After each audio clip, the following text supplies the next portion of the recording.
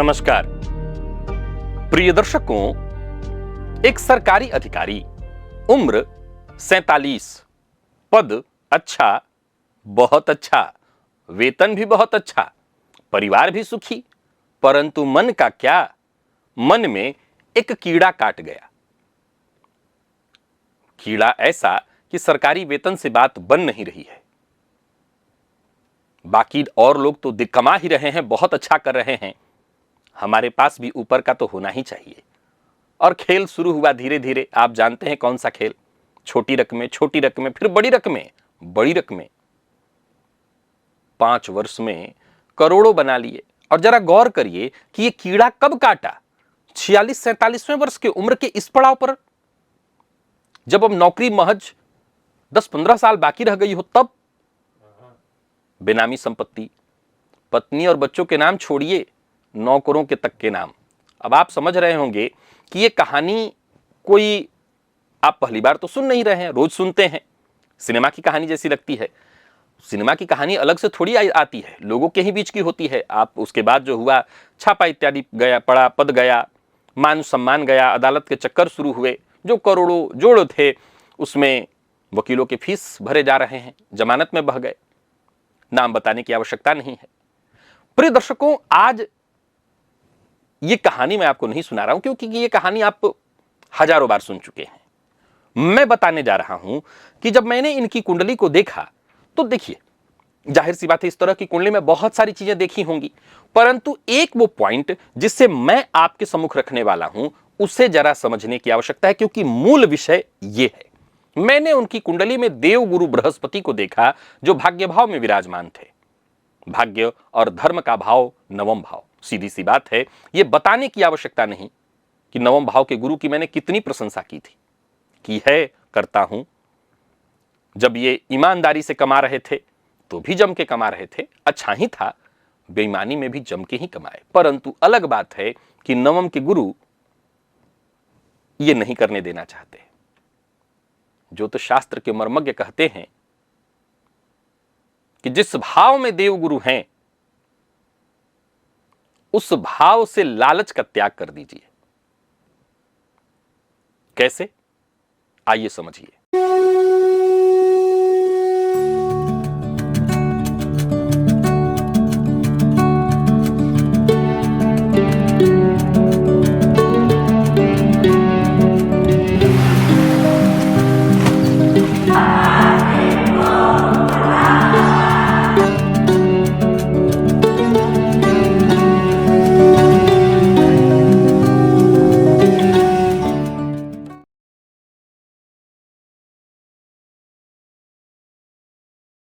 प्रिय दर्शकों,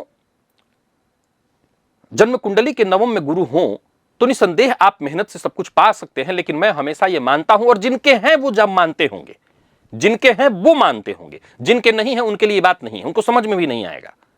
जिनके हैं उन्हीं को पता चलेगा ये बात कि उनको जो मिला है, मेहनत से ज्यादा भाग्य से मिला है। जो उनको मिला है वो मेहनत से ज्यादा भाग्य से मिला है, ये उनको पता होगा। जिनके नहीं है, ये उनके लिए गूंगे का गुड़ है, उनको नहीं पता चलेगा ये बात। सम्मान का लोभ कि जो बाकी लोगों के पास घर, गाड़ी, सब कुछ हो रहा है, ऐसा नहीं है। मैं ऐसे बहुत सारे अधिकारियों को जानता हूं, बड़े बड़े अधिकारी, जो किराए, आप विश्वास नहीं करेंगे, मेरे सामने, मैं पटना में ऐसे अधिकारी के से मिलता था, बात, वो किराए के घर में रहते थे, नौकरी पूरी बिता दी किराए के घर में, और ऐसे पद पर कि बंगलो, बड़े बड़े बंगलो उनके होते। मैं उनका जिक्र और भी कई बार कार्यक्रमों में आपके सम्मुख किया हूं।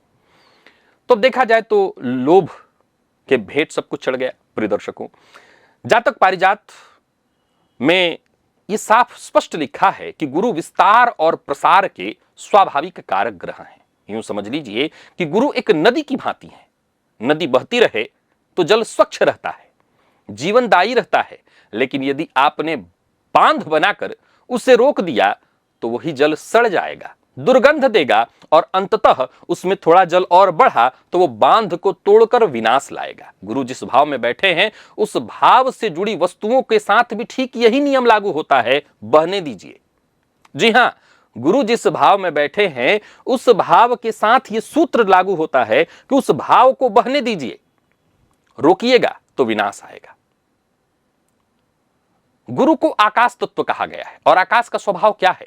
विस्तार, चहुं ओर है वो। आप आकाश को बंद कमरे में बंद नहीं कर सकते, मुट्ठी में बंद नहीं कर सकते। आइए मैं कुछ भावों से जरा इसका उदाहरण से आपको समझाता हूं और फिर आप समझ जाएंगे कि आज का विषय बड़ा गंभीर है, जिससे आप स्वयं अपनी कुंडली पर लागू करके देखें। प्रिय दर्शकों, जिनकी जन्म कुंडली के द्वितीय भाव में गुरु बैठे हैं, द्वितीय भाव किस चीज का है? कुटुंब का, वाणी का, धन का। यह सबसे संवेदनशील स्थिति है, क्योंकि यहां लालच का विषय सीधे धन से जुड़ा हुआ है। ऐसे जातकों को पाई पाई जोड़ने की प्रवृत्ति अगर लग गई है तो सर्वनाश की ओर आप जा रहे हैं। मैं जो कह रहा हूं बहुत सोच समझ करके कह रहा हूं। नोट कर लीजिए कि अगर आपके जन्म कुंडली के दूसरे भाव में देवगुरु बृहस्पति हैं और आप धन जोड़ने की गलती कर रहे हैं तो सर्वनाश को निमंत्रण दे रहे हैं, सर्वनाश को निमंत्रण दे रहे हैं। जैसा मैंने कहा कि गुरु वो नदी हैं जिनके जल को रोकना ठीक नहीं है। ये प्रसार है, ये विस्तार है, ये आकाश है, आकाश को बांधा नहीं जा सकता। धन को प्रवाहित होने दीजिए। अगर आप चाहते हैं कि धन को मैं जोड़ लूं, रोक लूं और सब खुद खा लूं, यही बात केवल धन पर नहीं, दूसरे भाव से विद्या, दक्षिण भारत में दूसरे भाव से विद्या का भी विचार होता है, अन्न का विचार होता है। निकालते रहिए। मैंने दूसरे भाव के गुरु को एक, फिर से कहूंगा जगह क्या बताऊं, आगरा के व्यापारी को मैंने बताया था। मैं उनसे हमेशा मिलता था, बड़ा सम्मान करते थे, अभी भी करते हैं। लेकिन वो एक ऐसा व्यापार करते थे जो कि बहुत श्रेष्ठ व्यापार तो नहीं कहा जा सकता, लेकिन वही है कि अब उस व्यापार को करने के बाद, पहले तो मैंने वो व्यापार ही करने को मना उनको किया था। उस व्यापार को करने के बाद भी वो सोचते थे कि जो है अपने ऊपर, ऊपर से उनकी आदत खाने पीने वाली लग गई। प्रिय दर्शकों, मैंने अपने आंखों देखा, मेरी आंखों देखी कि जो व्यक्ति, मतलब क्या कहूं, इतने पैसे जिनके पास मैंने खुद देखे, और वो व्यक्ति अब ऐसी स्थिति में है, बातचीत अभी भी आते जाते हैं, मुलाकात होती है, लेकिन अब तो ये स्थिति है कि उनको फी भी देने के लिए सोचना पड़ता है। गलती दूसरे भाव के गुरु, और ऊपर से आपने गलती कर ली। जो तो शास्त्र में ये सारी बातें हमें पहले से बताई गई हैं, छोटी छोटी गलतियां हमें बर्बाद कर देती हैं। गुरु सप्तम भाव में हो, ये जीवन साथी, साझेदारी, सामाजिक संबंधों का भाव है। मैंने कई ऐसी कुंडलियों पर इस सूत्र को लागू किया है कि जन्म कुंडली के यदि सप्तम में देवगुरु बृहस्पति बैठे हैं तो ये सप्तम भाव किस चीज का है? जीवन साथी का है, पार्टनर का है। यहां संबंधों पर आपको प्रवाह देना होगा। और वो कैसे होगा? तो जो उम्मीद आप अपने पार्टनर से, जो उम्मीद आप अपने जीवन साथी से, जो उम्मीद आप जनता से, समाज से रखते हैं, वही उनको दीजिए, वही आप उनको दीजिए।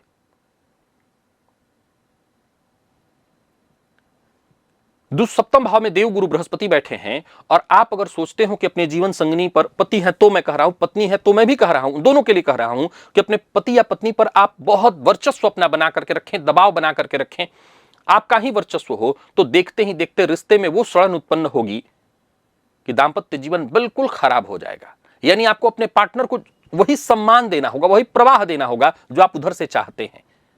जैसे द्वितीय भाव में आप क्या चाहते हैं? धन को रोकना, तो रोकने की जगह बहने देने से धन आपका बचेगा। वैसे ही यहां रिश्ते में सम्मान चाहते हैं तो सम्मान दीजिए, सम्मान बहेगा। आप पार्टनर के साथ सोचते हैं, पार्टनरशिप में व्यापार करते हैं और सोचते हैं कि पार्टनर से चीजें छुपा कर मैं आगे बढ़ जाऊं, आप विश्वास रखिए थोड़े दिनों तक आप कमा लेंगे, सूद समेट जाएगा। पंचम भाव को लीजिए, ये पंचम भाव विद्या, संतान, बुद्धि का भाव है। गुरु यहां सर्वाधिक कारक है और इस भाव के लिए तो बताने की आवश्यकता नहीं कि यह भाव कितना विशेष है, खास है। लेकिन जब आप अपनी बुद्धि का प्रयोग केवल और केवल स्वार्थ, छल, कपट के लिए करने लगते हैं, दूसरों को ठगने के लिए करने लगते हैं, अपनी चतुराई से सोचते हैं कि सब कुछ कर लेंगे, तो फिर जो गुरु वहां तांडव मचाते हैं, आपने सोचा नहीं होगा, आपने बुद्धि का दुरुपयोग किया और अंततोगत्वा आपको पहले तो विलंब से संतति हुई, और संतति जो हुई उसने सारा तांडव आपका छुड़ा दिया, आपका सारा तांडव छुड़ा दिया।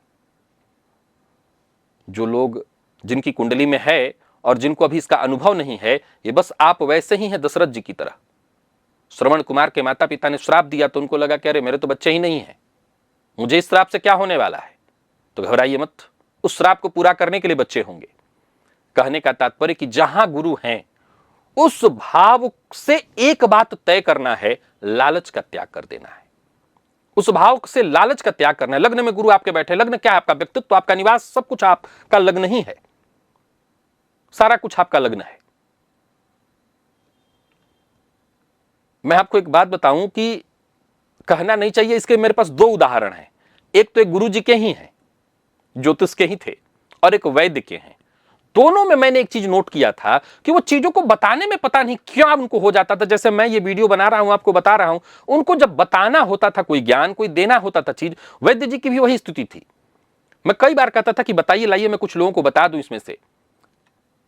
हालांकि वो अभी भी ठीक ठाक हैं, पर उनका वो ग्रोथ नहीं हुआ जितना होना चाहिए था।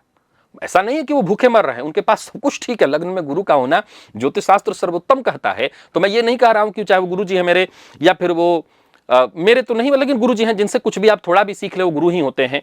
तो ज्योतिष के जानकार और वो वैद्य में, दोनों की कुंडली मेरे पास थी, मैंने दोनों को देखा। और जब मैंने इस पर रिसर्च शुरू किया तब मैंने जाना कि इनकी ये आदत ठीक नहीं है, और ये आदत इनको आगे नहीं बढ़ने देगी। अगर आपके लग्न में गुरु हैं तो आपके पास जो भी है, आपके पास ज्ञान हो सकता है, आपके पास कुछ विशेष क्षमता हो सकती है, प्रवाहित होने दीजिए, उसको रोकिए मत, उससे लालच मत करिए। उदाहरण, लग्न में गुरु होंगे तो आप अभूतपूर्व व्यक्तित्व के स्वामी होंगे। लग्न में गुरु होंगे तो आप अभूतपूर्व व्यक्तित्व के स्वामी होंगे, इसमें कोई दो मत नहीं। अब आप क्या करते हैं कि अपने इस अभूतपूर्व व्यक्तित्व का लाभ सोचते हैं केवल मुझे मिले ना। इस अभूतपूर्व व्यक्तित्व का लाभ हर उसको मिलना चाहिए जो आपके संपर्क में आ जाए, जो करीब। दुनिया भर को आप नहीं दे सकते हैं फायदा, लेकिन जो आपके करीब आए उसको तो दे सकते हैं। और अगर ऐसा करते हैं, गुरु सब कुछ देंगे। तीसरे भाव को लीजिए। तीसरा भाव किस चीज का है? पराक्रम का है। ये क्या कह रहा है? पराक्रम बांटते रहिए, कौशल बांटते रहिए, कला बांटते रहिए। जो आपको मिला है वो बांटिए, जो आपके पास है वो बांटिए। चौथे में है, चौथा किस चीज का है? संपत्ति का है, पैतृक संपत्ति का है, माता का है, घर का। यहां तो ये भी मैं कहूंगा कि चौथे के गुरु के बारे में मैंने कहा, अगर उच्च इत्यादि के हो तो आप अपने उसी घर में लौट के आए हैं, आप अपने पूर्वजों में से ही लौट के आए हैं। और अब ये यही चाहता है कि अपने घर का भी एक मोह त्याग दीजिए। बहुत अगर घर से रुचि है तो थोड़ा दूरी बनाइए। अतिथि, आज के समय में कौन अतिथि चाहता है? ये कह रहा है कि अतिथियों के लिए घर का दरवाजा खोल दीजिए। षष्ठ में अगर आपके गुरु हैं, जो आपके अधीनस्थ हैं, उनका शोषण मत करिए, उनकी सेवा का मूल्य चुकाइए।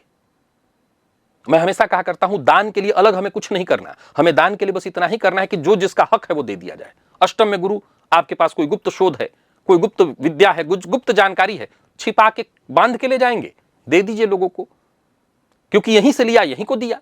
न कुछ लाए थे न ले जा सकते हैं। प्रिय दर्शकों, उदाहरण मैंने लखनऊ के अधिकारी से की, माफ करिएगा मैं जगह का नाम ले बैठा, हाँ वो यहीं कहीं के अधिकारी थे, गलती से स्थान का नाम ले लिया मैं। खैर, तो मैंने जहां से भी शुरू किया, जिनके नाम से भी, कुल मिलाकर के बस इतना ही कहना चाहता हूं, ये उदाहरण जितने भी हैं मेरे पास हैं, और काफी बड़ी मात्रा में मैंने इन उदाहरणों को अपने पास सुरक्षित रखा है, उनकी कुंडलियों को सुरक्षित रखा है। यह रिसर्च का विषय है। एक बात आपको और बताना चाहता हूं, चाहे आपकी कुंडली के किसी भाव में भी गुरु हो, चाहे दशम में हो, एकादश में हो, द्वादश का तो आप मेरे सामने कई बार सुन चुके हैं। एक बार मैं इसका पूरा विस्तार से अगर जिक्र नहीं कर रहा हूं तो इसके पीछे रीजन यही है कि मैंने बताया है कि गुरु अगर 12वें में हो तो ज्योतिष शास्त्र कहता है परोपकार में ही आपका भला है। एकादश में है, वही कहानी है। आप इनकम को चाहते हैं, इनकम का लोभ त्याग दीजिए, त्यागते रहिए। दशम में है तो सेम वही कहानी। 12वें भाव में मैंने आपको लगभग समझा दिया कि आपका गुरु आपको तभी अपना सबसे श्रेष्ठ लाभ देगा। पुखराज से गुरु जो लाभ नहीं देंगे, त्याग से देंगे। उस भाव से लालच त्याग दिया, विश्वास मानिए वो भाव आपके लिए बुलंदी का मार्ग बन जाएगा। हजारों कुंडलियों पर इसको आजमा चुका हूं, कम से कम आज 4-5 कुंडली का उदाहरण तो अभी ही इस विषय को लेकर के बैठा था मैं। आपकी कुंडली में किस भाव में है गुरु, और क्या आप उस भाव से संबंधित वो गुण अपने भीतर महसूस करते हैं? अगर महसूस करते हैं तो उसका त्याग शुरू करिए और कमेंट में बताइए कि क्या गुण आपको महसूस होता है जिस भाव में गुरु हैं, उस भाव से संबंधित। आज के लिए बस इतना ही। कल का विषय देखना मत भूलिएगा, बड़ा अद्भुत होगा। पुनः मुलाकात होगी, तब तक के लिए नमस्कार।